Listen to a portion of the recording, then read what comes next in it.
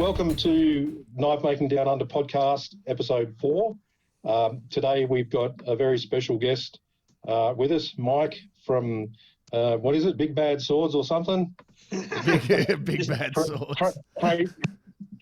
Yeah, I prefer to think of myself as being from YouTube, but yeah, I was on TV briefly with a show called Big Giant Swords. It was originally going to be called, is there swearing on this podcast? Yeah, do whatever you fucking like. Yeah, so it was originally for the working up until the last minute, and then Discovery Channel said, we're afraid Americans will be offended, and so it got changed to Big Giant Swords. What was it before it dropped out? Sorry, did that drop out for you guys? Oh, it was just Big Fucking Swords. Big fucking Swords, yeah, good. Yeah.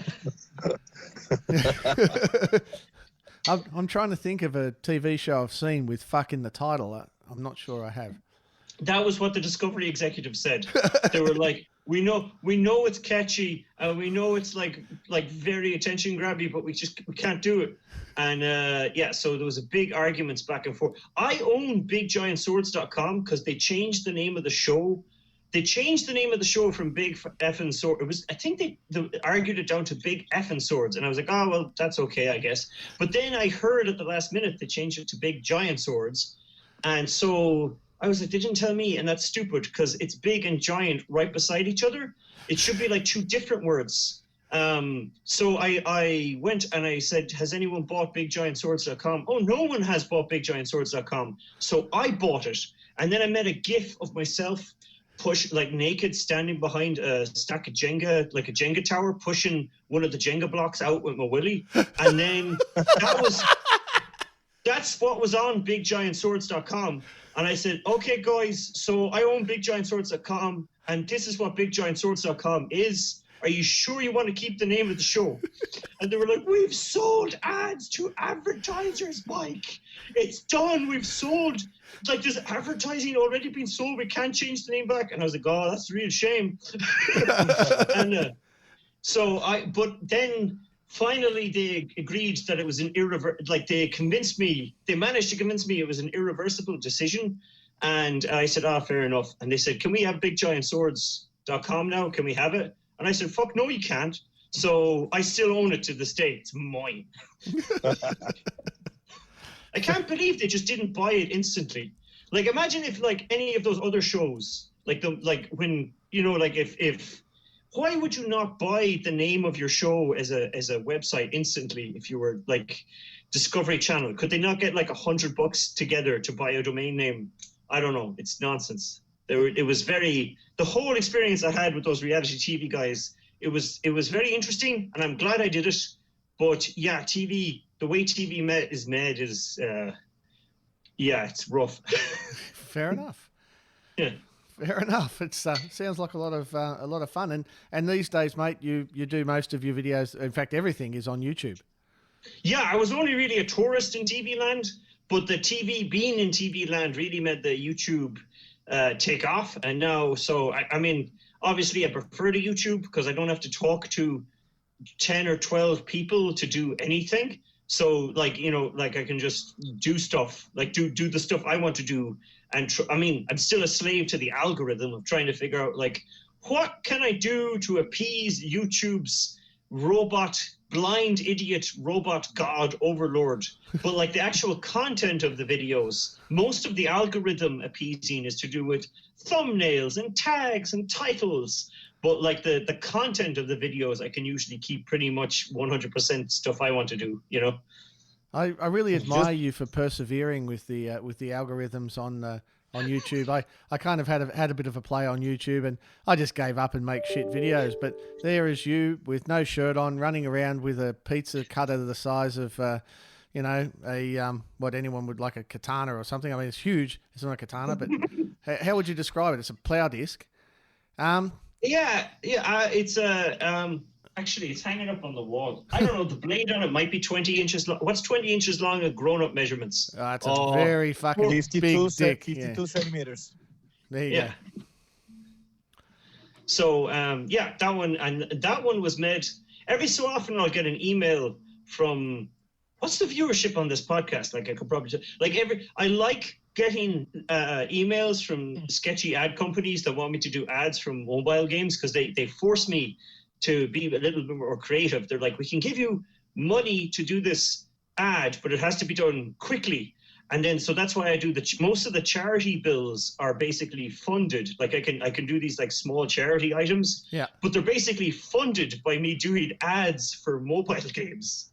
You'll notice that the ads for the mobile games, they don't appear on any of my, like the regular videos I do, the ones that are splitting up the parts, the big long ones. It's only the smaller things, but it's nice. Like I like the challenge of like, what can I make quickly? And then like run around like a lunatic, because the ad campaigns, they do have time, like windows of opportunity.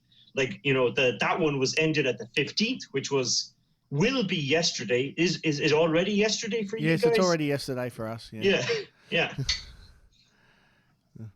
We got that day time delay thing going on over here, but it's I was quite impressed. I had a look at that, and you basically made just for the people who don't follow his channel, he's made a pizza cutter for people who like really big pizza cutters for starters, but for charity. So all the money donated. Do you want to tell them about that, Mike?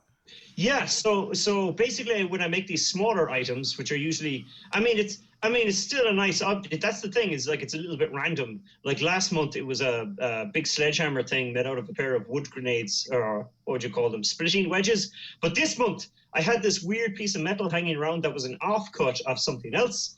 And I thought, oh, that will look like a cleaver. And then as I was chopping it up, I posted a picture to Facebook, and somebody said, that looks like a giant pizza cutter. And the technical name for it is a Mezzaluna.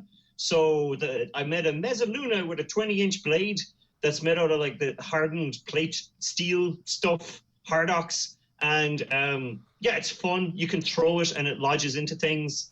You can slice up stuff. You can use it like a cleavery thing. It's like a cleaver with a knuckle guard kind of sort of thing. Yeah, the image of you shirtless slicing it through a watermelon is one that will stay in my head for some time. Nice. The term "can't wash it off" comes to mind, but that's okay. Yeah, that's great. That's viral marketing, but like more like the bad kind, where it won't get out no matter what you do. So small items to kind of to make it okay for myself that I'm only doing this video as a whole excuse so that like this ad company will pay me for an ad. I then give a little back by selling the thing, which is normally a small thing, for charity. So that's how that works. And then it's usually Doctors Without Borders I do, and I usually arrange it. When I started these charity auctions, this is the terrible thing about being semi-famous or internet famous, is I just did them through eBay, because eBay has a really handy functionality where you can just select a charity and you can go what percentage of the sale goes to charity, and you go 100%. And I'm like, oh, this is all built in. This is great. But the problem I was so famous that trolls would ruin those. Like they'd like bid stupid amounts, because on eBay, all the protections in place are to protect the buyers rather than the sellers, and that makes sense. But yeah, so anytime I tried it twice, and trolls destroyed my eBay auctions through trollery. So now I just do it through, send me an email. If you want to buy this thing, send me an email, and then I'll send you another email if somebody easier and more stress-free than trying to make something that's easy to troll. Yeah, fair enough. Trolls on the internet, particularly YouTube, and particularly in the comments section, is somewhat legendary. Yeah, I actually do a troll sword, like maybe an axe to chop up trolls. Have you ever made one? Well, nothing. You see, here's the thing, right? The worst thing you can do with a troll is engage with them, because that's what they want. So like it's you get like a lot of people I know, and I've seen other guys on YouTube, and they get angry at trolls. It's like, no. Like, attention is the only thing they want, right? So you don't make a point of it ever to like engage with them. But like, that being said, I actually like I was saying that to someone else, that I am strange in that my comment section, I actually go to it on purpose. Like, there's a great function. You can go youtube.com/comments and see all of the comments across all of your videos in chronological order. And I actually enjoy reading those, right? Because the people on the internet, they're vile sociopaths who like they want to hurt you recreationally, right? So if you can get those psychos, those like complete savages to go, you made a pretty cool sword there, Mike. It must mean you're doing something right? You know? Yeah, okay. That's like a gold medal. I actually feel like I won against the troll one time commenting on YouTube, but it was a long time ago. Yeah. Yeah. Yeah, I don't have the end. I like reading my comment section, but I don't really engage with it anymore because I engage with it a little bit, but I try not to. If somebody has like a legitimate, real question that's about interest, or if somebody is just wrong about something, like if somebody posts something that's just like factually wrong, like I bought a sword off eBay and it fell apart, and it's like, well, that obviously I don't sell my swords on eBay, so that didn't happen. I'll delete one of those. And if somebody has like a genuine question about something in the video that wasn't addressed in the video, I won't answer the question if the answer to the question is also in the video. But if it's like something weird, I'll engage with that. But in general, the bad comments or the neutral comments are the ones that are just good. I just tend not to. Yeah, I enjoy looking at it, but I try not to engage with it too much because it would eat up a lot of my day. How many videos do you put out a week? Oh, not that many. Like the plan was to put out one build so I get the big build video and that's split up into 4 parts or whatever usually, and then those are released once a week. And then there might be a bonus video like the pizza cutter or the sledgehammer thing from last month thrown in like randomly somewhere in there. But my upload schedule is not actually that crazy compared to, like, you get some guys who upload, like, it seems like they upload a video like more than one per week, whereas I'm usually like, it's very rare that I would have more than one a week. And it, like, I can go, like, if I'm in between big projects, it can be weeks of nothing, you know, before I upload again. It's interesting because I find the whole process of making the videos and editing the videos completely soul destroying. So that's me personally. Yeah. How many, for every minute of YouTube content, how many minutes do you reckon you're spending in the background? Oh, well, this is what I have that Patreon account set up, and this is what I have to often explain to people because they get confused. The Patreon account doesn't pay for the swords. The swords are for customers who have ordered them. What the Patreon account pays for is the time and effort it takes me to edit all the clips together into a big, long video. So I would say if I have a project that takes me a month to make, I might spend half a week at least, like 2 or 3 days, editing all those clips together into something cogent. And I'm quite good at it at this stage, you know, like I've been doing this for ages, and still it's a huge block of time. And I think if I wasn't following myself around and filming, I could work like 1.5 to twice as fast, right? So yeah. That's what the Patreon is funding. The Patreon is funding me following myself around for a month or 2 months with a tripod, and then spending like days editing, and that's just what the Patreon pays for. You know, it like separate to the swords, separate to like any other like costs to do with running my business. It's just so that I can follow myself around. It's a huge investment, like cataloging what you're doing. You know. Yeah, I do know. Believe me, I tried to set up for a few shots to show some YouTube footage of a machine that I bought just recently, and mate, I just got so aggravated in the end. I've decided just fuck it. I'm just not doing it. I set up the shot, everything's perfect, and then I realize I have to stand in front of the camera to demonstrate, and I'm just stupid. I don't know what it is, but I much respect for what you're doing. Well, it's like anything else. You get better at it if you do it a lot. Like I get emails from young guys who have done the thing where they've filmed everything. And they filmed like every single thing they've done, and they'll wind up with like giant like folders full of like hours of raw footage, and they just can't like. I am really sparse with what I film. Like if I'm grinding something for hours, I might only actually film myself grinding for a minute or 2, and then edit that down to 10 seconds. You know? Yeah. And like, so if we look at something here, like I just have it here. So for the Red Sonja sword footage, that that video, when it was full, was like an hour and a half long. So the folder I have here with all the clips is only, it's 182 gigabytes big, which is big, but like I've heard other guys who, if they had like an hour and a half long video, the idea of only having 182 gigabytes worth of footage, they're like, how do you do it? Because like so I am particularly sparse with it, but even at that, it takes me like, I think I could work twice as fast if I didn't have to just have the mental baggage of filming every single thing I do, you know? Yeah, absolutely. Absolutely. Yeah. Kev? You there, Dead. Kev? Dead now. No, we've lost everyone. Just a minute. Calling. Hey, you there, Mert? I'm here. All right. Would appear we've lost Kev. Which is... I can hear Kev. Ah, not this again. All right. I hate when this happens. Kev, Let's reconnect. it happens every time with Kev for some reason. Kev, can you hang up and recall in? Kev, can you hang up and recall? There he goes. I also couldn't hear him. That's interesting. Mert and Kev have a special bond. Yeah. Hello, you there? You there, Kev? Can you hear me? Yeah, gotcha, mate. Gotcha. Ah, righto, good. What's our special bond, mate? There's no special bond. All right, just for the purpose of editing, I'm going to cut that out. So I've just called Kev. Kev, you respond. Yep.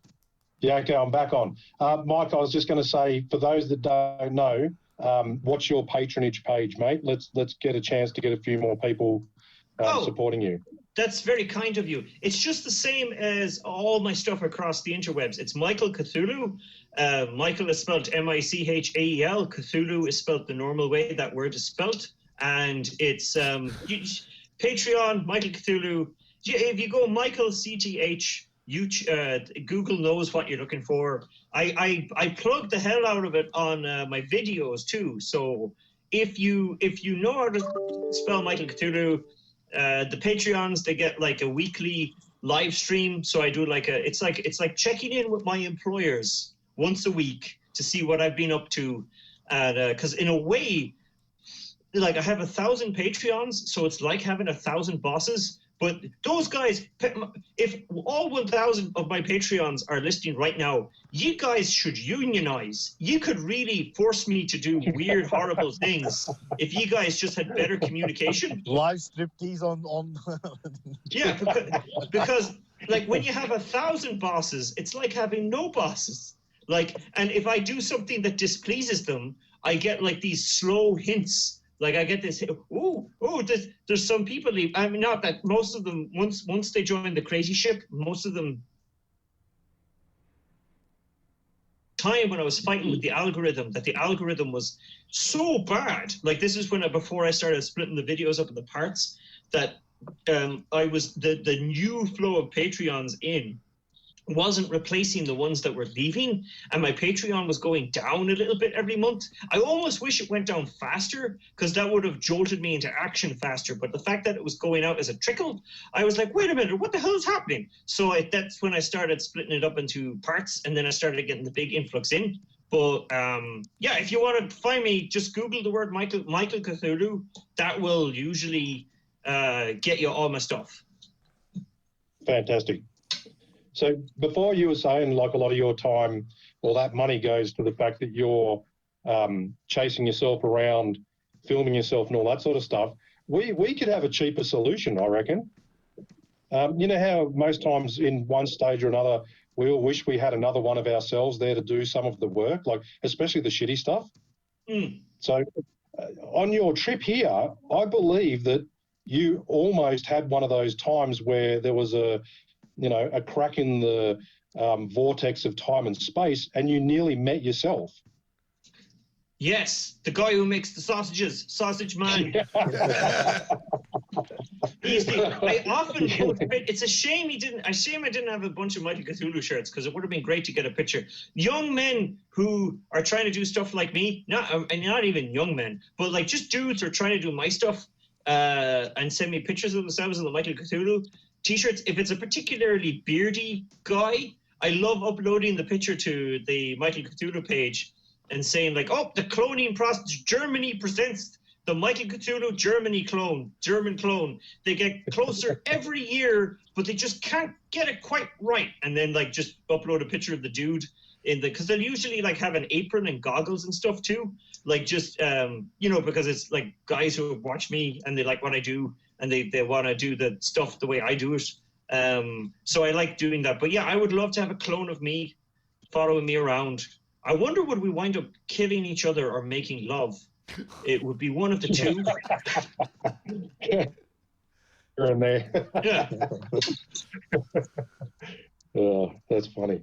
Hey, so on one of your earlier clips, you were saying how you're at Sydney 15 years prior, never thought you'd get out here again. And as you said, this crazy group of people from the Knife Art Association here in Australia contacted you and said, come out to Australia, run a class and join in on the festivities at our Sydney Knife Show.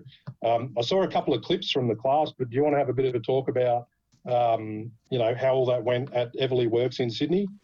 Yeah, no, that was great. It had never even occurred to me to teach a class, so I was like a little bit nervous about it. Like I was talking to Andrew, like trying to balance what people's expectations were, because I am just a welder. Like I have never maintained that there's anything mysterious in my videos. I'm just a welder fabricator. A lot of the techniques I use are just standard welder fabricator techniques. Like I don't think there's anything mysterious about what I do. So if you like are paying money to get a class and I'm just welder fabricator, but it went great. Nobody seemed to mind that it was basically all just like, there was no mysterious magic technique that I was withholding from YouTube because I was waiting till I had a class to teach.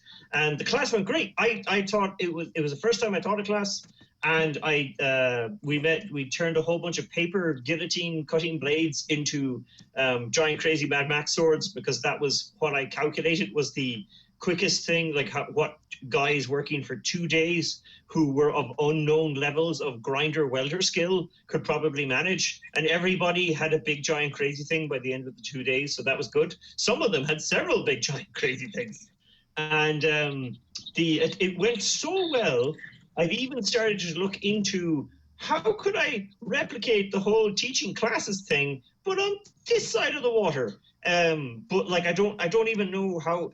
The main problem is the insurance, right? Because I'm not even sure. Like Everly obviously has insurance in case somebody throws themselves into a power hammer or whatever. But like I'm like, what is that? How do I get insurance? Sorry to interrupt. We don't use insurance here, Mike. We just have a lot of land, a tractor, and a bag of lime. That's the words of Keith Flutter. But anyway, keep going. The land here on Martha's Vineyards, I wonder if I could sell it as like a very expensive hog feed or something, like organic hog feed. Could I get away with it? But yeah, so that's the only, it went so well. I'm trying to think of how to replicate it here on the other side of the planet. And so that was, it went much, much better. I mean, I probably shouldn't have said that to anyone, but it went much, much better than I thought it was going to go. And it was great, and it produced a fun video. But like I said, Patreon and stuff, my only regret is the video of the stuff that we did at Everly Works is only 12 minutes long, because I was too busy helping people weld and grind their stuff to actually film myself properly. Like if I was going to do a kind of a workshopy thing again, I'd have to sort out some better way, because the whole problem with the filming is it takes time, but the class is taught under a time constraint. So how do you square those two things away? Like the answer has to be getting a clone of me to film myself or something, Yeah, you'd have to do that for sure. Yeah, and what was I going to say? And then the knife show itself, it was, the phrase "big in Japan." Like I've been a hermit on a little island, I don't actually think of myself as being like that people know who I am. Like I know there's internet people who know who I am, but they're on the internet. Like my fan base, I thought my fan base was spread so thinly across the face of the entire planet, like the barest hit, like someone who wants to try Vegemite but they're not sure about it, that kind of level of coverage. But yeah, it turned like 2 different guys in Michael Cthulhu shirts showed up at the knife convention. Like a family of like a dad and some kids who watch my stuff showed up at the knife convention. They had photographs for me to sign, and people wanted me to sign the photographs and give it to them. That's crazy. Like it would never occur to me to sign something for someone, because that's not a thing I have ever done before. Like that's that the Ebony Knife Show, that's the first knife show I've been to, period. Right. It was the Sydney Knife Show is the first knife show you've ever been to. Yeah. Well, you live in in the backwoods, mate. Ah. Yeah. Well, no, I am. Like I live in. I sometimes I have to get off this island every so often because there's too many yoga instructors who don't appreciate what I do, and not enough. Not enough. Like if you want to grow organic kale out of the remains of your previous acoustic guitar, there's like 17 fellas here who can teach you how to do that.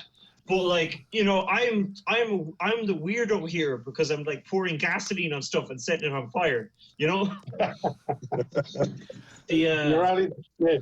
only classified as a weirdo there, mate, not amongst us knife makers. Oh, and that's the other thing. I was a little bit nervous about, because like I said before, I'm a welder fabricator. Not any of the things I do could be really considered like bladesmithing or blacksmith. Like if I have to bend something, I'll heat it up and then whop it with a hammer. But it's not the same at all. So I was a little bit worried about like how would I be received? Like this is like the joke celebrity guest, and I'm fine with being the joke celebrity guest as long as nobody's getting snobby about it.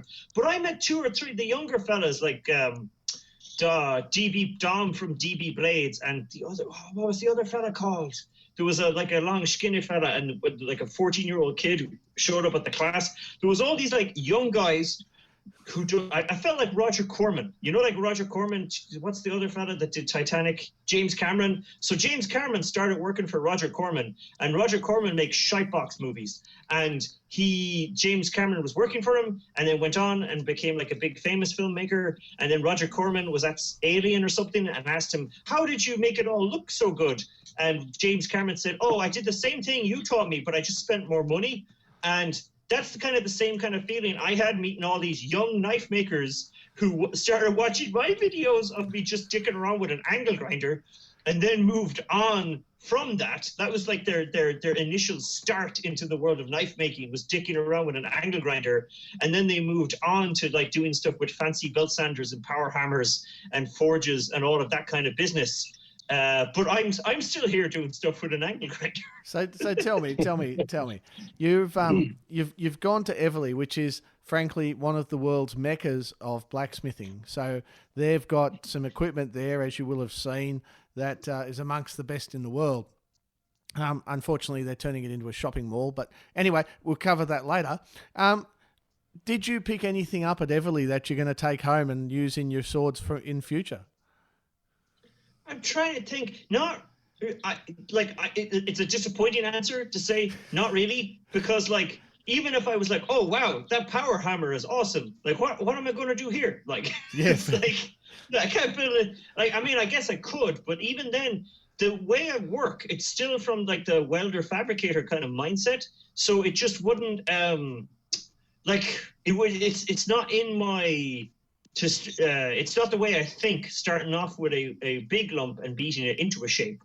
It's like I'll start off with an even bigger lump and grind off the parts I don't need, That's just how I think. And hey, Mike, what do you have in your shop? Like what kind of tools you do to use to make your swords and all the fantasy builds? Like what do you have?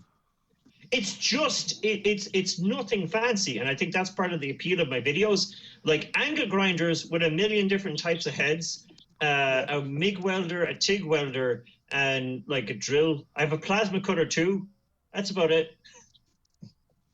Do you have a forge? Yeah, nice. I have a garbage forge. I have a better forge now that I haven't set up, thanks to certain people on this podcast.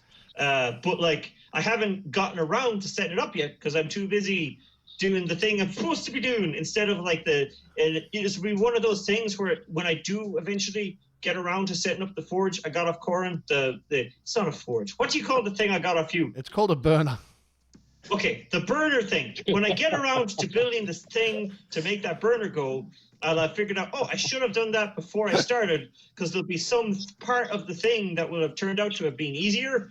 But I just haven't done it because today what I was doing is I took the top off the drill. I have a smallish drill press, it's not gigantic, but it's like something you buy, just you can get it shipped to your house. But anyway, I took the top off the drill press and I turned it upside down in this, like one of my step vise things, and built like a wooden thing around it so I could clamp it upside down without squishing the belts, and had a lathe chuck mounted up in it. And I posted a picture to this group I have on Facebook of like fellow nut jobs, and one of them said, "Congratulations, you've built the world's smallest vertical turret lathe." And I was like, "What's a turret lathe?" And he's like, "It's the thing you built." Well, that explains one of the questions we got on Facebook to ask you, which was, when are you getting a lathe? From Ravi Summerholder, if you know that person. When is he getting a lathe was asked 35 minutes ago. There you go. Okay, so you know the story I just told you about like taking my drill press and mounting it upside down, taking just the top of the drill press and mounting it upside down in a vise so I could use it like a pottery wheel, but for metal. So that I had that thing spinning and I was attacking it like it was like a lump of clay in a pottery wheel with the angle grinder. Every tool I get, the reason I'm terrified of getting a lathe, every tool I get, I use incorrectly, right? I figure out some way to use it to do something it's not supposed to do. I'm worried if I get a lathe and I do something I'm not supposed to do, I'll die. There's another question there on Facebook. Speaking of Facebook questions and dying, it says, what's... it's not this one, actually. It was one that was about your worst workshop injury. Oh, well, there's a couple of them. The one I think of as being the worst is when I was just starting off. I was in art college. I had a pair of tin snips, and this was like before angle grinders, before before I figured out how to use an angle grinder. I was using it to cut a piece of 3mm thick mild steel, which is way too thick for a tin snips.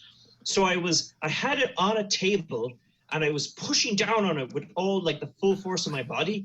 So to get the full force of my body on it, I had to like kind of hover over it. Like basically my body was like hugging the edge of the table and where the tin snips was. And my balls wandered in between the handles of the tin snips. and then finally when the thing went click, the handles crushed my balls, right? And it was so bad. It was so bad it didn't even hurt. I just got real cold. I felt like this wash of cold through my body, and I got real sweaty.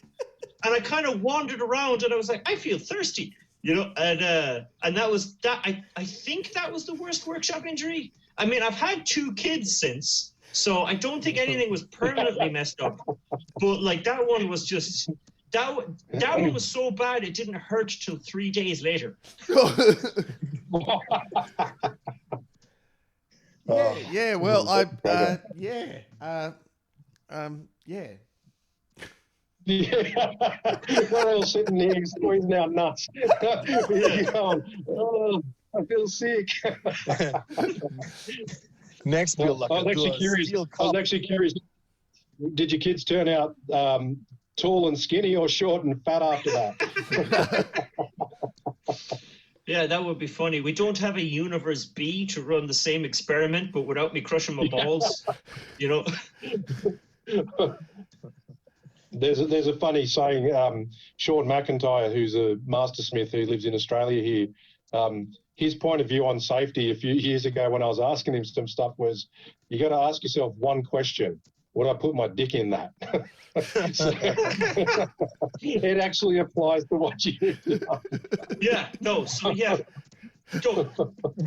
Don't try to cut stuff that's too thick with it while putting your full body weight on it with your balls real close. I wear an apron now, so my balls generally, like, they're kind of contained. Like, it would be harder for my balls to wander into a thing nowadays, I guess. Lessons learned. That's going to be a hard one. That's going to be a hard one to add into a clause on your insurance policy. Ball protection. Ballsy move. So speaking about the fans at Sydney Knife Show, this one's from Sam Feon on Facebook. He says, "What's your favourite crazy fan moment?" Oh, I told the story at Emily, but I can tell it again now. So every so often, somebody will send me a message saying, "Can they oh, I'm coming to the island. Can I show up at the island?" And I'll write back going, "Yeah, I guess so. I mean, like, fine. I don't really do workshop visits, but here's my address and phone number." And so I only check the Michael Cthulhu inbox about once a week. So this guy said, like, "Oh, that's great. I'll be coming over on this date. I'll see you then." And I said, "Yeah, fine, whatever." And I forgot. But then later on, the same night, he wrote back saying, "Actually, there was a change of plan. I'm coming over tomorrow. Is that okay?" And I never saw that email because, like I said, I only check it like once a week. But he decided to come over anyway. And he had mentioned there was something he wanted to give me, and he'd made like this machete type thing. And so this guy gets off the boat with a machete and he rents a moped, and he just starts asking people where I live. And people like tell him, they're like, "Oh, I think he lives down here on this street." And then he drives down that street and he gets to a gas station and he's like, where does Mike live? And the people at the gas station are like, "Oh, I think he lives down this street." And off goes the guy with the machete and the moped.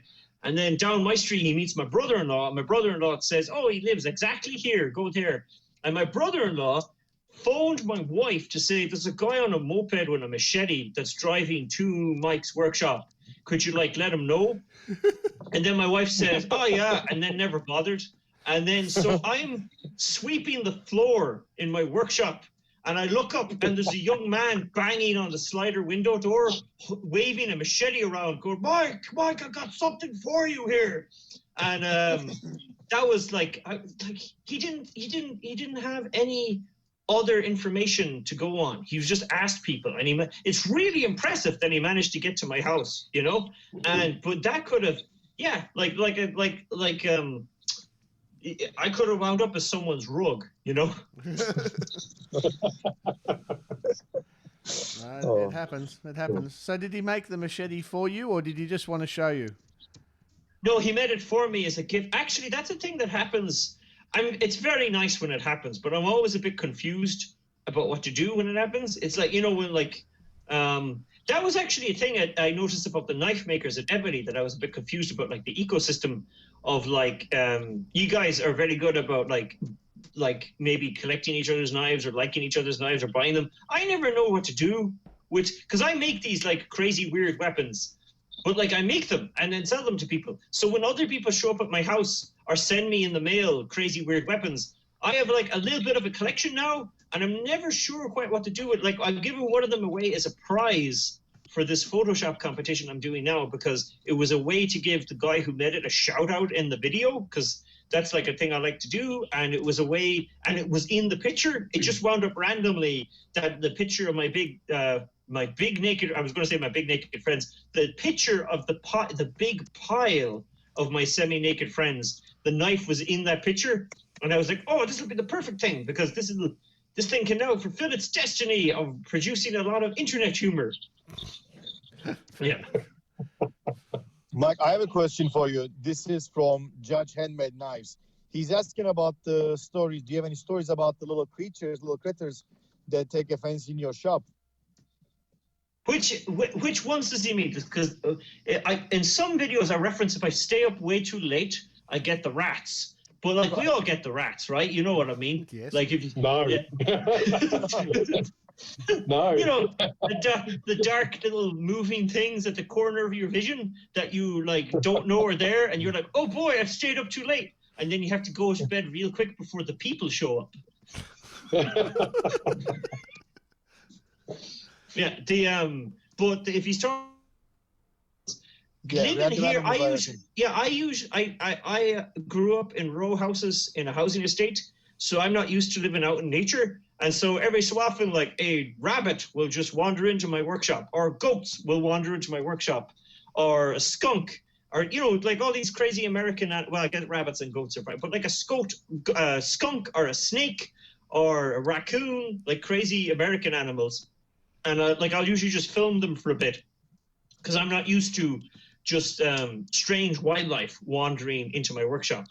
Like I just film them for a bit, and then if it's like fun, I'll put it in the video. I don't really do anything with them if that was the question, other than shoo them out if I think they're in danger of getting sucked into some sort of rotary tool. See, I never get them myself because they probably know I'm a former chef. If a rabbit comes into my shop, they know they're going to be served for a dinner. Yep. Yeah. Hey, Mert, I can guarantee one thing you're never going to serve up, and that's skunk. Do that. You'd have to be pretty bloody careful getting that out of your workshop, I'd have to say. On the recent trip to America, the worst thing about America, in my opinion, is the skunk. We're driving down the highway. We're like, oh, there's a dead thing on the road. And then you pass over it, and 10 seconds later, you're dry retching and you're crying and your nose is running. And that's apparently they don't smell too bad when they've been hit by a car. So, yeah, no, it's so strong. It's like a physical sensation if you get a direct whack from a skunk. I've had to clean both of my animals after they've been sprayed by skunks, like a cat and a dog. And it was so bad, I put the cat into the bath and started the bath up, and the cat is sitting there in a bath, and he starts purring. Like I'm giving a cat a bath, and he starts purring. You know, that's how bad skunks are. I only had the only one I've had is the brown snake, but yeah, no, I'd rather the brown snake than a skunk. Yeah. Even I'd like that. I like 100 redbacks that fall on my head. Having the skunk there. So the other thing I like having this chat with you, Mike, is the more you talk, the more I realise I'm probably closer to the borderline of being called normal. Let's define normal, Kev. Like normal. Yeah, I don't think any of us here are normal per se. I mean, we're like staying in front of the hot forges and bang metal and do some crazy shit. So I don't think normal applies to us, man. Yeah, and so Mike, are you you're pretty much isolated when you're doing this? You're on your own. Like as you said, you're on your own in your workshop, and you don't get much human contact.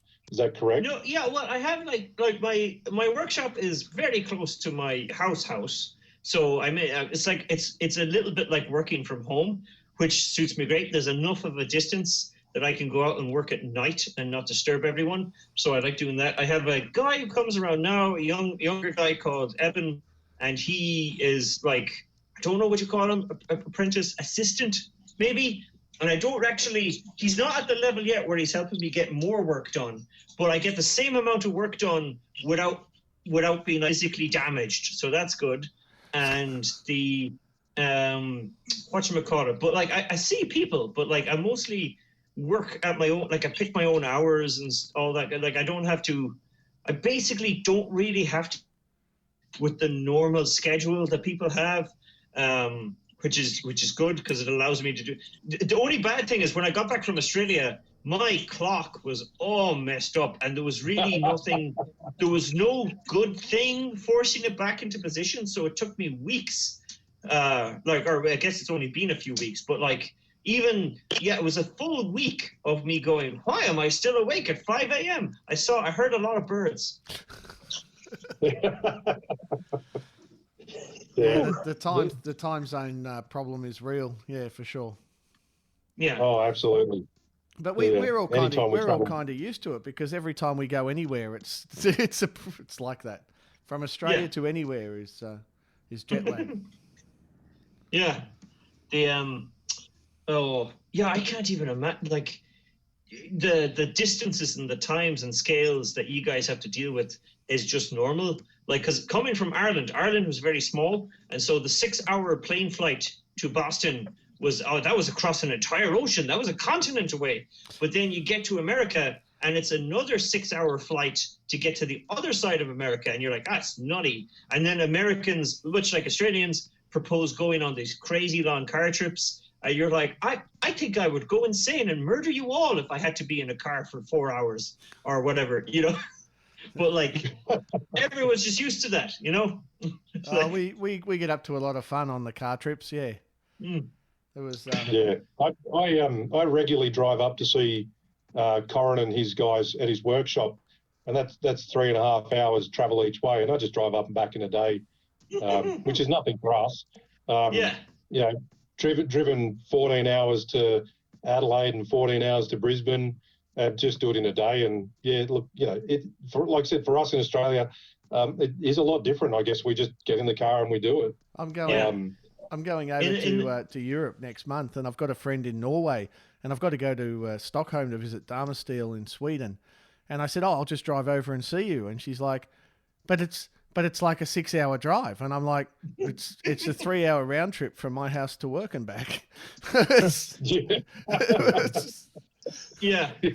Well, like I said, that in the middle parts of America, like in Texas and stuff, they're used to those crazy roads. But Ireland is like 400 miles long, and then I managed to move to an even smaller island. You know, so like my sense of distance is like totally screwed up. You know, I think it's like a hassle if I have to drive like to a place that's 20 minutes away. So I'm totally spoiled in terms of like scale. Yeah. It's my regular commute zone around where I am, because I also work from home, is probably things within 20 minutes drive. For me is my standard driving. So yeah, when I get out on these big trips or bigger trips, say up to Sydney and back, it's a little bit of an adventure. So I don't actually mind it. You got to come back over. Come over, Mike. Come to Sydney and then join the car trip from Sydney to Adelaide show in November. It's 14 hours. Live feed. Live feed. Broadcast live feed. Mate, be slowly losing my mind. For extra points, do it directly after I get off the plane from LAX to like Sydney, like straight like from a 14-hour plane flight, and do a 14-hour drive, and just like to see what will happen. It'll be great. Well, you won't see much. You won't see much because crossing over, you cross a place called the Hay Plain, which Kev's about 3 hours of nothing. 3 hours of nothing. Yeah. You're like, oh, there's a fence post. Yay. Oh, look, there's a car. There's a car coming the other way. And then, oh, look, what's that on the road? Oh, there's a herd of cows going over to get milked. It's the main highway to Adelaide, and it's blocked by a herd of cows. So. That's crazy. Yeah. I can't imagine it. Like I get there's a 3-mile stretch from where I live to one of the other towns, and I hate driving it because it's a long straight road. 3 miles, and I get bored, you know. Yeah, this is like 300 miles. And along the route, Mike, there's a place where you cross over. We don't have obviously country borders, but we have state borders. You can have a lot of fun there with the fruit fly inspection points and so forth.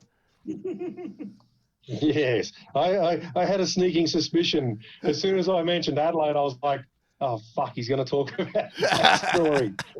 Like, Mike, when we travel on these road trips, and you do encounter, another vehicle along the way, because most of the time we just get in the car and we drive.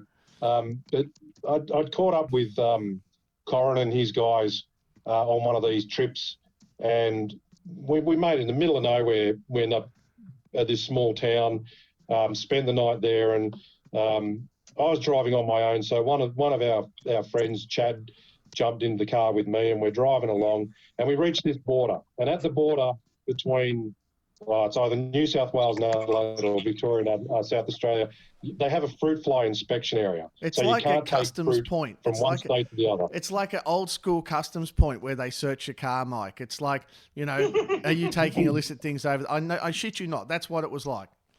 And this guy walks up to me, and you're in the middle of nowhere. No offense to him, he's probably a lovely bloke. He walks up to me, he's got wiry grey hair, 2 teeth in his mouth, a ball of flies around his head like you've never seen. And he says, "You got any fruit?" And I said, "As a matter of fact, we don't." I said, "But are you up for a laugh?" He said, "I'm always up for a laugh." I said, "Good." I said, "Can you give the guys in the car behind us a shakedown?" And then we drove off thinking nothing more of it. Yeah, and that's where the story takes over with me. Is we then roll forward, wind down our window, and it's like 40 degrees C and hot as can be. You're in the middle of nowhere. Like I said, this crusty old bloke comes up with 2 teeth and a bundle of flies buzzing around his head, and he comes up and he's like, "You got any fruit in the car?" I'm going, "No, sir, don't have any fruit in the car." And he points over at this sign a little bit out of the way, and he goes, "Can you read that sign?" So I've gone, "Yeah, I read it quietly," and I've gone, "Yeah, I read it." And he goes, "Can you read that sign out loud?" So then that's when the first of the little fucking hairs on my neck stood up, and I look at this sign, I'm like, taking fruit across the border will result in prosecution, fines and imprisonment may apply. Yeah, and I'm looking at him going, "Yeah, and he's going, "Sir, I'm going to ask you again, do you have fruit in this car?" And I'm like, "No." And I look at my mate that's sitting next to me, and he's got a little bit of a worried look, and I look at him, and he looks at me, "No." And he goes, "Well, I'm going to have to ask you to exit the vehicle, sir, and I'm going to need to do an inspection." So, again, I look at me mate, and the balls are retracting at this stage, and I'm thinking, fuck, this dude's going to kill us and put us in a fucking hole in the ground. We're dead. The last sighting of us was somewhere remote Australia in the outback. Anyway, we get out, we go around the back, and we lift the back of the car open, and he starts looking through stuff, and I'm looking at my mate, and I'm thinking, fuck me, holy shit, I hope I don't have any fruit in there. And it just gets fucking weirder and weirder. He's opening bags, and he's going, "Right on, you can close the door, sir, and return to your vehicle." And he's like, and I'm like looking at me mate as well, get in the car, and he's like, I'm going to ask you one last time, sir, are you carrying across the border? And I was just gone, I was like scared. I was seriously fucking scared. I think it's the first time I've been scared in a long while. And I'm like, "Mate, we don't have any fucking fruit in the car." "Well, what the fuck?" And he goes, "We've been tipped off by a member of the public that you're transporting fruit across the border." And I look at me, mate, and we're like almost huddling each other at this stage. And we turn back to this guy and go, "What member of the public's told you we're taking fruit across the border?" And he fucking gives us a big toothy grin smile, and he goes, "The bloke in front of you." And he starts fucking slapping his leg, pissing himself laughing. And me and my mate just almost wet ourselves in relief. And we're like, "Oh, that fucker." He goes, "Have yourselves a nice day, guys." Speed off after Corin.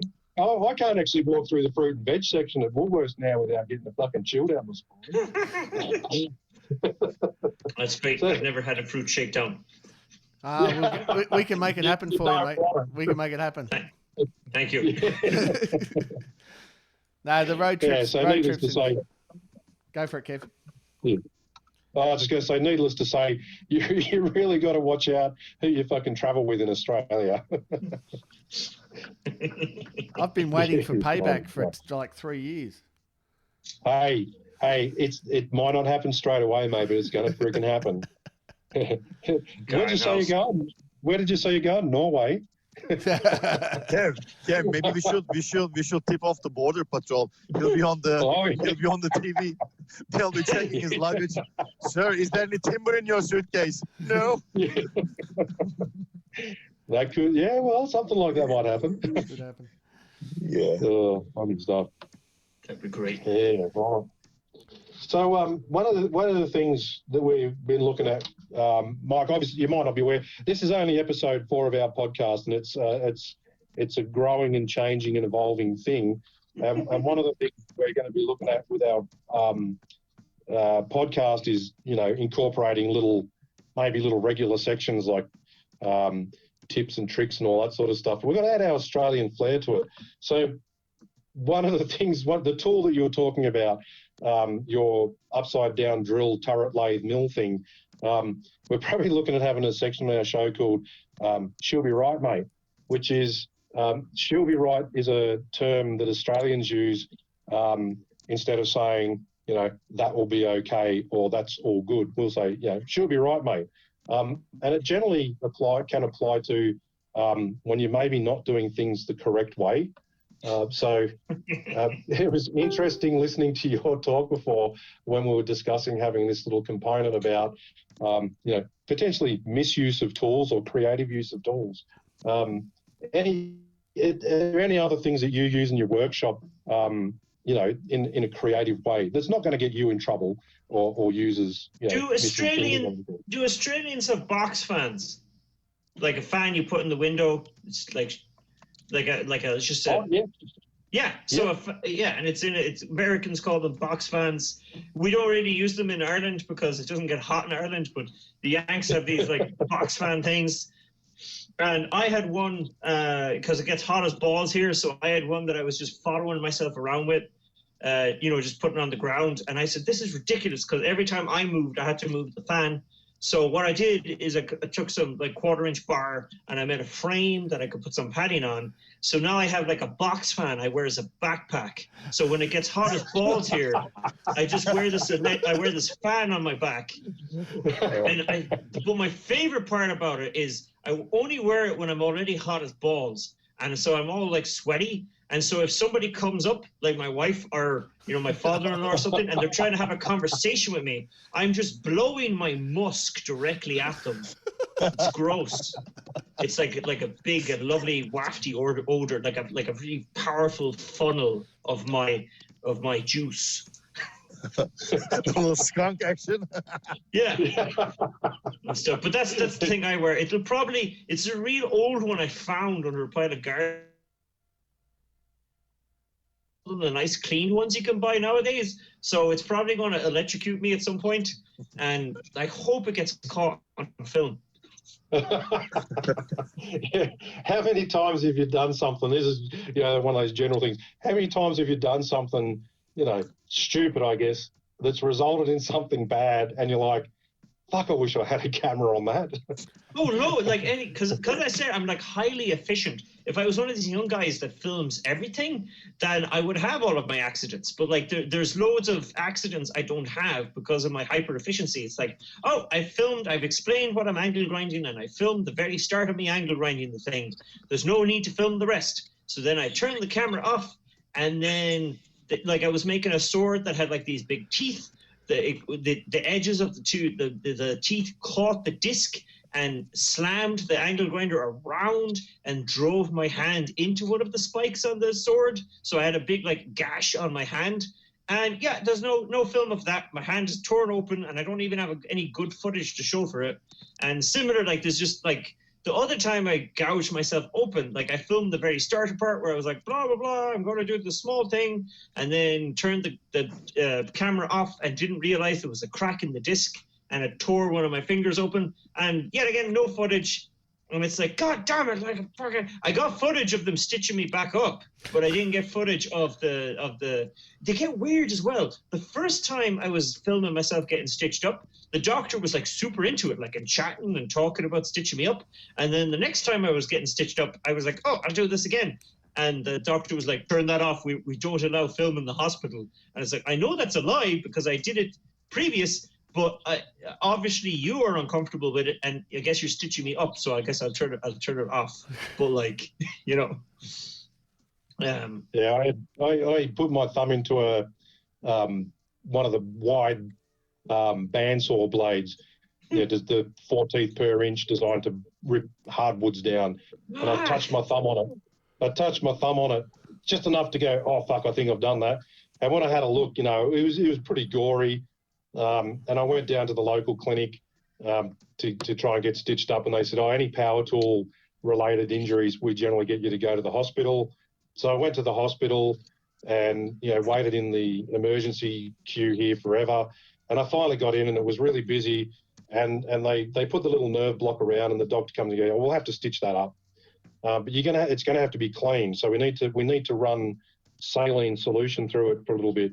But we're really busy, so we'll have to come back. And they put the nerve blocker in there, and I was like, well, I can do that. So oh, great. So I had 2 litres of saline solution and this very thin tube with the liquid coming out. and no feeling in the thumb. So I was proceeding to stick the tube in one end of my cut and poke it out the other end and have this little fountain falling out my thumb. And while I was doing this, oblivious to the surroundings, a few of the nurses had come up. They must have had a slow night and not many gory accidents, because they come up and they're like, "Oh, can we take a photo of that?" So I'm like, "Yeah, sure." I was doing the same thing, sticking this thing through in and out, and making little noises about how I was washing my cutout, and and I took a few photographs myself, which was really funny. Yeah. That was a little while ago, and I've kept this pretty quiet. But last week, I had one of those shockers in the workshop where you don't pay attention for half a second, and the mix of a fresh 50 grit blaze belt and a grinder running at 100 hertz, I actually took a decent chunk out the top of my thumb. And I had a guy at my workshop, and I turned around. It happened, and there was like no pain, and it was so fast. And it was like, zoop. And I pulled my thumb back, and I turned around to tell the guy, "Fuck, that was close." And as I turned around and looked down and saw this stream of blood jettison out about 2 feet in front of me, and like saw the tip of my fucking thumb bone exposed, I was like, I went, "Oh, that's fucked." And the guys turned around like, Rob French, he's gone. Holy fuck. He's like, "Where do I need to take you?" So I said, "Let's quick turn off I wrapped it up in paper towel, turn it off." I went down to the local clinic again, and I went up to the counter and I said, "Oh, look, it's a pretty gruesome thing that I've done. I've removed a big chunk of the front of my thumb on a grinder." And so they got me in straight away. And the nurse that came out to see me, she goes, "Oh, I recognised you as soon as I saw your Kev's Forge shirt. What have you done this time?" So that's great. I ate a little bit of humble pie, and I said, "Oh, it's a lot worse than last time." So they took it off, and again, they're like, "Oh, you'll need to go to the hospital for that." But it was like, "Oh, can we take a few photos first?" And then it's bad when you get to the hospital, and every step of the way you go through, another nurse or doctor comes up and says, "Can I take a photo of that?" That's great. And you're a knife maker when you go to the emergency room and they know you on a first name basis. Yeah, no, I mean, this is a small island we're on here, but they know me obviously, and they give me a shot there lately, like I get these allergy shots because I get real bad hay fever. Because like I said, I grew up in row houses in a tiny room in front of a Nintendo, so I've never really been outside. So it turns out I've real bad hay fever, but I've been getting these allergy shots and they've been going great. But every so often the nurses miss a decimal point and give me a massive dose that they're not supposed to. And so I go into anaphylactic shock and I swell up like a balloon. So one of the latest times that happened to me, the second time, I was lying in the ER bed all swollen up, like barely able to breathe. And things they shoot me up with EpiPens and stuff, and I'm lying there. And that's when one of the nurses comes over to me and she's like, "I just wanted to say I loved you in that TV show. It was great." And I thought that was great. I was like, "Oh, thank you." I say with a big, like, swollen tongue that's not able to breathe. Yeah. So and I just went back this morning. I was a little bit delayed this morning. I went back for another dressing change, and it's all good. It's coming along. Things grow back most of the time. You recover most of the time. The only complaint I have with one of mine is the shoulder buttons on a PlayStation controller. I thought my hand was completely healed, and then I was in a friend's house and we were playing some video game, and I don't play video games that often, and he handed me a PlayStation controller, and it has these shoulder buttons. And I went to hit the shoulder buttons because that was part of the game, and I felt some gristly thing sliding over something it doesn't normally slide over. And that is like, it was very strange. But if that's the only, because I thought I was perfect, but that's the only thing that I've noticed that's like weird. It's like, oh wow, I'm not as good at playing PlayStation games as I used to be. But that's the only thing, It's funny, like the mindset that you go through when you have an injury, especially if you're a full-time maker like me. I was calling people that I had to do courses with, I was calling them on my way to hospital, with this blood pouring out of the tip of my thumb. I knew it was bad. And when they mentioned straight away, you're going to have to see a plastic surgeon, it's not good. So I'm ringing these people up and sending them emails along the lines of, I've just had an incident with, discovered that my grinder is tougher than my thumb. Do you mind if we delay your course? Or worst case, I can give you a refund straight away if you don't want to wait. That's that mindset. You got blood pouring out, but you're still managing to type on your phone, explaining to people what you've just done, eating a little bit of humble pie along the way. And then when I had, like I said, big shout out to Rob French also, sorry, for being so calm and helpful in the healing process that day. But we also had the two of us in several of these waiting rooms in the hospital making the most bloody bizarre jokes out of this horrible situation. So there were some people in the waiting room. Who are these fucking nutcases? Yeah, no, I know what you mean. Like whenever I have like a hospital visit level accident, that's like the very first thing I think of. It's like, oh god damn it, I've messed up the Patreon schedule. Like I won't be able to get the video out in time now because god damn. Hey, Ken. I'd send something to my mate who runs my website, just saying, shut the fucking website down. Shut the fucking website down. I need time to get my head around this. Yeah. And I had someone that day send me a message. I just went to book a course and your calendar's not available. So then I had to explain again. Yeah, I'm currently in the hospital waiting to get an operation of my thumb, but I hope I'm back next month. Yeah, was that the worst injury you had? I think in terms of like just gruesome factor, yes. Yeah. Like it was. Or was it the scariest moment? Probably, yeah. Look, in one way it was and in one way it wasn't, because like I said, it just touched for, a percentage of a second. And I literally turned around to say to Rob, that was lucky. And I realized it wasn't really fucking lucky at all. So yeah, to me, that was probably the one where I've, done the most sort of damage in the shortest amount of time. I mean, yeah, there was a lot of blood. There was a lot of gore. It was kind of cool in a way, but I don't really want to repeat the situation again.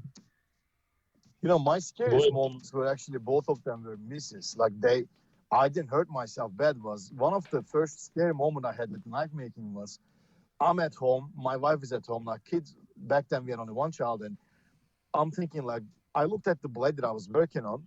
The knife was finished, but all of a sudden some of the blade is finished. I haven't put on a handle, but the spine had some rust. I'm like, it's all right, I'll just take the rest of the blade. I'll go in with my fine belts and I'll just polish the spine up.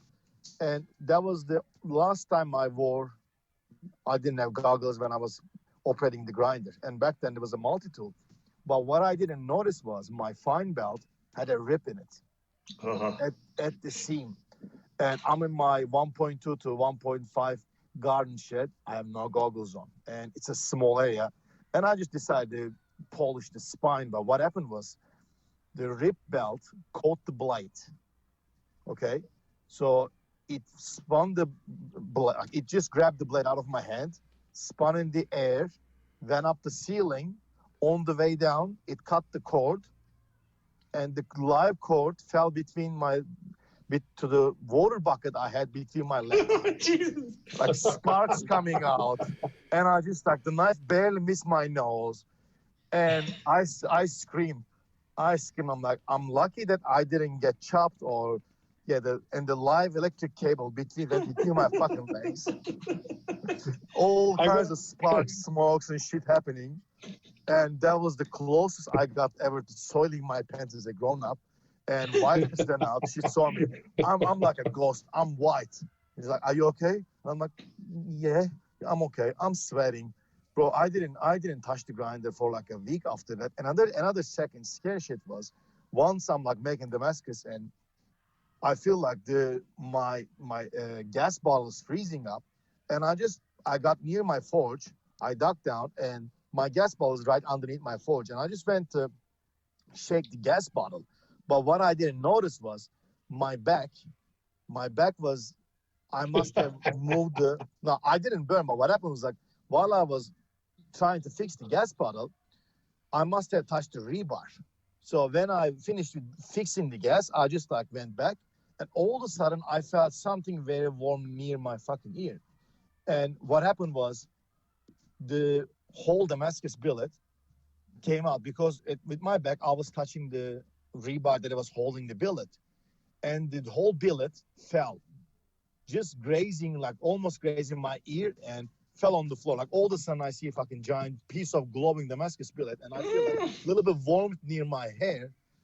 I mean, I didn't burn any hair, not that I have too much to begin with, but they were two of my scariest things. And yeah, I'm glad that I didn't hurt myself bad. I mean, I burned fingertips and I ground fingertips off, but those two were the closest I ever came to shit my pants in the working shop. Have you seen that movie? Have you seen the movie Final Destination, Mert? Parts and bits. I haven't seen it for a long time though. Yeah, don't watch it, mate, because you'll never go in your workshop again. All right. Yeah, what about you, Corin? Oh, yeah, I don't even wear shoes in my workshop. I'm forever picking shit out of my feet. I've been to the doctor that many times to get stuff removed from my eyes. And as recently, Kev was at my place and we were etching some stainless Damascus, which I was doing in heated hydrochloric acid, which has got fumes coming out everywhere. And Kev's like, shouldn't you have PPE on? I said, I don't even have shoes, but whatever, I'll go and get some PPE. I couldn't find anything, so I got a plastic bag and put it over my head. And it helped against the fumes. But anyway, there's a photo on Instagram. I think it's on your page, Kev. # Bunnings picked it. Anyway, that's great. We put it up. It's one of those things where you get those internet warriors and you put something up, and we did actually stage this. We were like, what's the worst thing we could do? And he's got a pair of safety glasses over the top of the plastic bag, so he can't even see what he's doing. And he's leaning over smouldering hydrochloric acid. And so I take the photo and I put it on my page on my Instagram saying, PPE. Always remember to wear PPE. I loved and then I started getting these people commenting on my Instagram page about how inappropriate that PPE. It's not safe to do it with a plastic bag. You need to do it with this, and it's like, no shit. No shit. That's one of those times you go, she'll be right, mate. She'll be right. Yeah, she'll be right, mate. She'll be right, mate. No, I love pictures of crappy PPE from the internet. They're great, like guys grinding with a plastic bag over there, a clear plastic bag over the head, or a guy welding with a cornflakes box with a little slit cut on top of his head. It was great. I love crappy PPE. Yeah, we'll have to get you onto this. I'll tag you on this photo of Corin. I'll find it. It's pretty funny. I don't want to bring down safety, right? Because it's all important, right? But you are responsible for your own safety. And frankly, if you need some dickhead on Facebook to tell you that you should be wearing PPE, right, then you deserve to have something in your eye or lose your hearing. And you know what? I don't mind that. I don't have a problem with it. Put your picture up of you forging in bare feet with no PPE. But when something goes wrong, you've got to put a picture up on the internet. Sorry, you have to. We want to see. We want to see what happens. Yeah, that's it. Yeah, no, even me. I don't mind having accidents. The only part of mind is like not having anything funny to show for it. Exactly right. Yeah. I actually made that. Yeah. We've got a group down here called Australian Blacksmiths, Bladesmiths, and Knife Makers Network, which is a bit of a mouthful. But anyway, there's only one rule there, which is don't be a dick. And if and that sounds like a pretty hard thing to. Sometimes when you think about it, it could be hard to work out if someone's being a dick or not being a dick, but it's surprisingly easy. Anyway, so people used to get onto that group and say, oh, someone had put up a picture of them making something beautiful or doing something with their kids, and the first comment would be, oh, should have safety glasses on. I got jack of it and had a rant about it, just saying basically what I just said, because at the end of the day, it's not your business. They know they're supposed to wear safety glasses. It's their workshop. If they don't want to, let them. Yeah, pretty much. Different. Yeah, like especially if it's an adult. Like the only person I would ever like remind to wear safety glasses is if sometimes a very young guy will send me a picture of a thing he's working on, and it's like, you might want to wear a pair of like glasses when you're doing, like, people ask, like, when a very young guy who's starting doing stuff sends me a message, I'll go like, what's the best tool? What's the first tool I should buy? And I was like, well, if you don't have gloves and goggles and stuff, maybe get those first, you know. Right. But like, yeah, but if if it's an adult person, they're their own, they're doing their own thing. They don't need to, you know.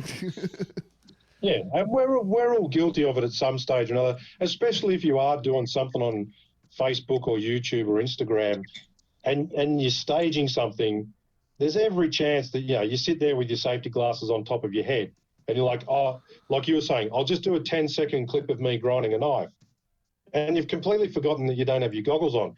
But 99.9% of the other times, you know, you're absolutely 100% in terms of your PPE. And they're the times that bring you unstuck. And you're like, oh, yeah, for fuck's sake, if I hear another person telling me to wear my fucking glasses, I got a drawer full of about 200 fucking pairs of the things.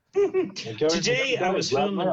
Yeah, today I was trying to film the thing with the crazy upside down drill press with that I was using as and I was trying to make, the only thing I wanted to mention about it is if you're a guy with long hair and your hair is tied back and you have a crazy thing spinning, don't turn your back on it. And I just wanted to film a little thing mentioning not to turn your back. Like, if you have a thing that's just sitting there spinning, waiting to suck you in, just, if you have long hair, just don't turn your back on it. It's the easiest thing. It's easy rule. But I found the clip very hard to film without turning my back on it, because I needed to get me and the thing in the shot. Like, and I was like, how can I film this? And like, I wound up filming it, but it was kind of garbagey because my back was facing to the camera because I needed to have the thing in the, so that's the thing, is like, if I was looking at, if I had just done the very first version of the clip, it would have been this jokey thing where I did have my back facing to it, and I was like talking about not having my back facing to a thing that was just spinning uncontrollably in the background. The first time I met Sausage Man, Jamie, was at Everleigh Works last year. I went up, caught the bus up from Canberra up to Sydney. They had a thing on Good Friday, Easter weekend, and I've met Jamie, and he wanted a bit of a hand grinding his knife. And Jamie, like yourself, has a massive long beard. And we went round to the grinder, and I just still remember this vividly. Jamie tucking his beard into his button-up shirt and doing up the buttons so that when he ground his knife, his beard didn't catch fire. Yeah, he's beard called a couple of weeks ago. Yeah, Jamie has a proper wizard beard as well. Like, my one's not that long, really. Like, my beard, no. I don't trim it, and I don't know, is it the sparks or whatever, but this like length I have is like the same length it's been for ages. But like, I can't imagine having a wizard beard and hanging around a belt sander. Like, how it's worse. Jamie's beard is not a wizard beard; it's actually a dwarven mining beard. Lord of the Rings. Actually, his beard caught a fire a couple of weeks ago. He was in my shop. We were doing some sand mine. He got close to the fire. I'm like, Jamie, you might want to stay away, man. Like, all of a sudden you see like his orange ginger beard is turning gray, like it's melting.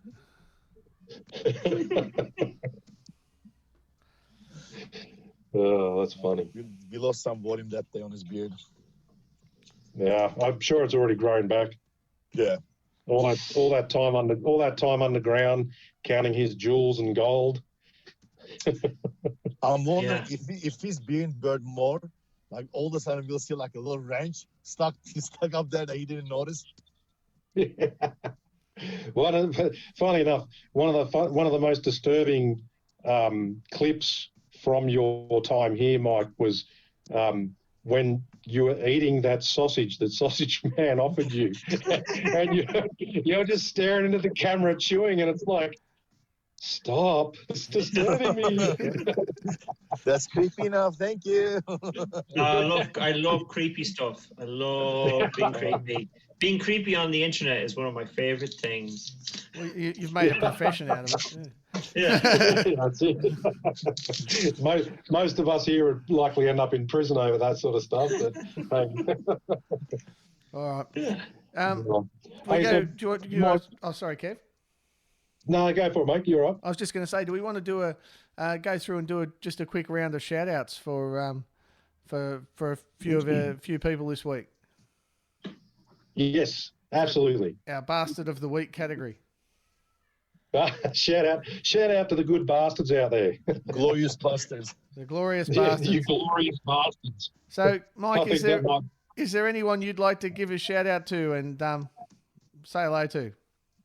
I reckon there's a young fella called, well, I guess he's not that young. He's just younger than me. He doesn't have a beard. Kyle O'Million, who made the knife that I'm giving away as the prize for the Photoshop contest thing I'm doing. He has a YouTube channel called KO Creations, and give a shout out to him. I've received a lot of very funny JPEGs as a result of his knife.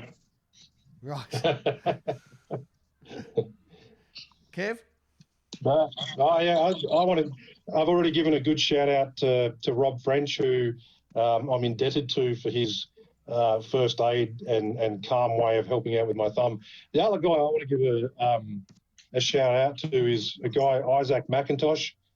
He did a course at my place a while ago, and I just got this random envelope on the doorstep delivered by Australia Post yesterday, and opened it up, and there was a shirt that's mocking the North Face emblem, and it just says "Make everything," and the North Face emblem is like a saw blade. And he put in this note that he was passing it on to me because they got the sizing wrong for him, and in his words, I was the only big bastard that he thought it would fit. So he's sent this thing to me, and I just had a real good crack up about the fact that it had this saw blade on there, and I've recently had to get my thumb all stitched up together. So I want to give a big shout out to Isaac McIntosh for that generosity. It was really well received. Thanks, mate. Matt? All right. Last week when I posted the picture of you, Kev, under the table with Henning Wilkinson pointing out to you, I kind of like, what the fuck are you doing, Kev? I asked people on Instagram the same. Best caption is going to win a shout out. I mean, we had multiple people entering. I want to thank them all, but I think the best caption was from Gino Garage 23. This one time at Blade, Kev Stakis. So that goes to the Gino funny. Garage 23. I'm all posted many mentions, so I'm just going to give him an honorable mention, but the best one goes to Gino Garage. Yeah, that Yeno is actually a friend of mine in Canberra, and yeah, he's a little well, as most of my friends are, a bit of a twisted sort of deviant. So I'll give him a shout out for that too. So get onto the Knife Making Podcast Instagram page. Everybody listening to this, make sure you're following us. There's heaps of stuff going on there. Also the Facebook page, and make sure you have a look at those comments, and you can. It's not too late to put something on there if you think of something good. Yeah, and if anyone ever wants, I can tell you the actual truth behind that story. But sometimes the stories are better than the truth, so we might just let that one ride. You remember the actual story? You can handle your drink, my friend. I took the photo. Mate. I took the photo and have no freaking idea what was going on. That was only early. That was like 2 a.m. Yeah. All right. And we want to thank Mike for doing the interview with us. Yeah, I'll just quick shout out for Matt Newburn, who I just had lunch with a few minutes ago from Everly Works, with whom whose help we brought Michael out to run the class and to be a part of everything. So I'm just going to shout out Matty Mewburn from Everly Works. If you're in Sydney, you want to do a course in blacksmithing and knife making and all the things that Everly offers, do drop in and see him. Get onto their website and check it out. Yeah, does make a good hammer. Makes an awesome hammer. Yeah, no, I'm still recovering, but yeah, all of that Australia business was great. Thanks to everyone who helped that happen. It was nuts. It was ridiculous. Not a thing I expected. It was not a thing I expected to happen. What was ridiculous, and you come back to you in a second, Mike. Stop hogging the microphone. No, seriously. What was ridiculous was that you came out like you landed. You ran straight into the course. You did the show, and you went home. You didn't stay. No. Yeah, but my usual pace, I got 2 days off in there, which is like way more than I normally. Like I work for myself, so I get this hard pick my own hours. But like you always have the feeling that you're supposed to be doing something else. So it was great being stuck in the other side of the planet. It was like, oh, I couldn't do much work, even if I felt like it. This is. But yeah, no, it was. I enjoyed it. It was a nutty turnaround, but I couldn't because I'm locked into this Patreon thing. I physically couldn't have taken much more time off. So it was even though it was short, it was a lot of fun. I liked it a lot. Well, thank you very much for coming out. Thank you for mentioning us on your YouTube channel and the show, because it means a lot. That show is run by a not-for-profit association, predominantly run by volunteers. We have a employee now, but predominantly run by volunteers, funded by the Australian knife making industry. And it's just really, really good of you to take up the offer to come out and to give us the promotion you have. It's really, really very appreciated. Thank you. Thanks, man. Yeah, absolutely. I can only reflect the exact same stuff that Corin's just said. It was good fun having you out. And yeah, what can we say? We'll look forward to getting you out again one day. So yeah, I know. My kids are very jealous. So if I come over again, I may have to figure out some way to bring them across too. But I'm like, oh boy, because if they come across, they're not going to want to do the quick turnaround thing, and then it spirals out of control. Yeah, that's what. Yeah, you gotta bring the family, man. You gotta bring the kids and take them to the zoo, show them kangaroo or drop bear. Yep. We can help with all of that. I got to now. If you listen to the last week's podcast, we can take you up in the mountains and get you lost like that. So, nice. No, you missed Get out. savaged by a bunyip. Well, yeah, drop bears. Bunyips are fictional. Yeah, a prerequisite of Corin's tour through the canyons is we make you watch the movie 127 Hours, and we give you a blunt pocket knife. One of my favorite little short funny things on the internet was like 5-second films did 127 hours type thing, where the guy he's like it shows him like sawing off the arm, and he's like and he finally saws it off, and then the camera pans out and he sawed off the wrong arm.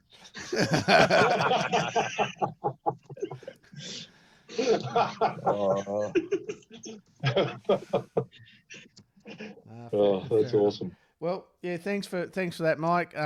There's a short, I think there's a YouTube interview of Mike at the show there by Toby Murrell. I'll slip that in, that you can go out and look for as well.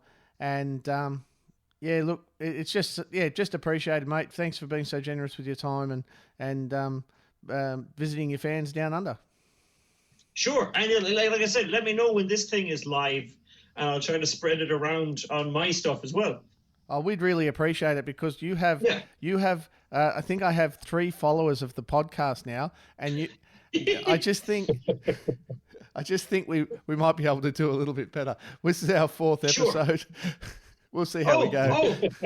Normally when you have podcasters, I mean, we're all like podcasters secondary. They do the thing where they mention all of their podcasts. I'm about to have a podcast. We've recorded 3 episodes so far, but it hasn't been live. It's like totally a side project I just do for fun. It's called The Shit Show, and we watch garbage horror movies and talk about them. That's awesome. So keep an eye out. Our listeners would keep an eye out for that and go and follow Mike. We'll give him his first 3 followers. And Look, recording. We've just been there. We literally went live on yesterday. I think it was with our first published podcast that wasn't on YouTube.